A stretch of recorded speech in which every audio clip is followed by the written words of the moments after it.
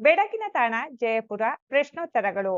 ಮುಖ್ಯ ಪ್ರಶ್ನೆ 1. ಕೆಳಗಿನ ಪ್ರಶ್ನೆಗಳಿಗೆ ಒಂದೊಂದು ವಾಕ್ಯದಲ್ಲಿ ಉತ್ತರಿಸಿ.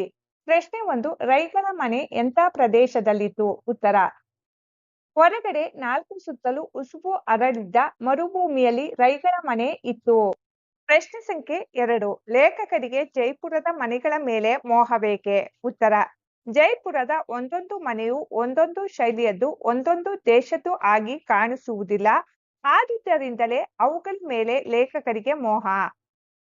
ಪ್ರಶ್ನೆ ಸಂಖ್ಯೆ 3. ಜೈಪುರದ ಜನರಿಗೆ ಯಾವ ಯಾವ ಬಣ್ಣಗಳು ಇಷ್ಟ? ಉತ್ತರ: ಜೈಪುರದ ಜನರಿಗೆ ಕೆಂಪು, ಕಿತ್ತಳೆ, ಹಳದಿ ಬಣ್ಣಗಳು ಇಷ್ಟ.